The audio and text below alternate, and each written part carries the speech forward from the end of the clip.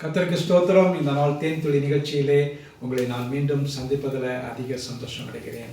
இந்த தேன்துளி ஊழியத்தில் ஆசீர்வாதத்தை ஆண்டவர் கொடுத்திருக்கிறார். அதை பகிர்ந்து கொள்ள கர்த்தர் கொடுத்த கிருபைக்காக ஸ்தோத்திரம். இந்த வேளையில் கூட விசேஷமாக இந்த நேரத்தில் ஒரு காரியத்தை நாம் பார்க்க போகிறோம். அப்போஸ்தலனாகிய பவுல் ரோமருக்கு எழுதின நிருபம் 3ஆம் அதிகாரத்தில் 23-24 வசனங்களில் இப்படியாக தெளிவாக சொல்லுகிறது. நாம் யாவருமே எல்லாரும் பாவம் செய்து தேவ மகிமை அற்றவர்களாகி என்று சொல்லி அது முற்றுப்புள்ளியோடு முடியவில்லை, கமா ஒன்று போடப்படுகிறது.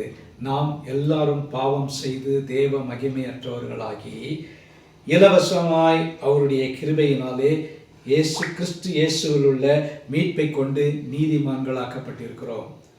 பாருங்கள், இது எவ்வளோ பெரிய ஒரு ஸ்லாக்கியம். நீங்களும் நானும் கிறிஸ்து இயேசுக்குள் நீதிமான்களாக்கப்பட்டிருக்கிறோம். நீதிமான்களாக்கப்பட்டதுனால நமக்கு கிடைக்கப்பட்டதான ஒரு காரியம் என்று சொன்னால் இதை நாம் இலவசமாக பெற்றிருக்கிறோம். இயேசு கிறிஸ்துவின் மூலமாக இந்த காரியம் நமக்கு இலவசமாக கிடைக்கிறது. இதற்கு கிரயம் செலுத்த வேண்டியதில்லை.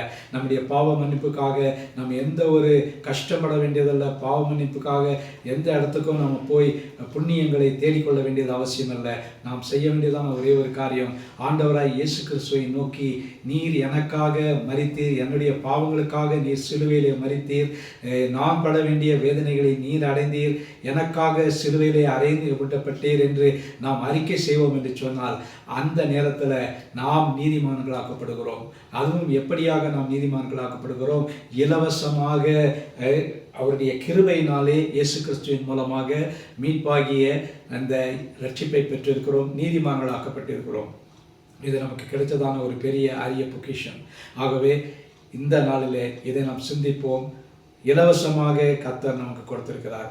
இலவசமாக தேவன் நம்மை அன்பு கூர்ந்ததுனாலே நம்முடைய குமாரனாகிய இயேசு கிறிஸ்துவை இந்த உலகத்தில் அனுப்பி இலவசமாக எல்லாமே இலவசமாக பெற்றுக்கொண்டு நாம் இந்த நாளிலே மகிழ்ச்சியும் சந்தோஷமும் சமாதானமும் ஆரோக்கியம் உடையவர்களாய் காணப்படுகிறோம். இது வேறு யாருக்குமே கிடைக்காத ஸ்லாக்கியம்.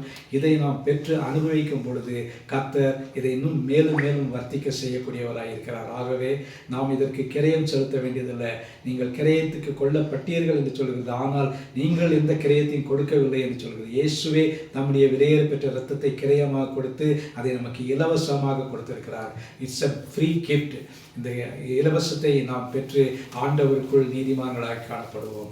நல்ல ஆண்டவரே, உம்மை நன்றியோடு துதிக்கிறோம், ஸ்தோத்திரிக்கிறோம்.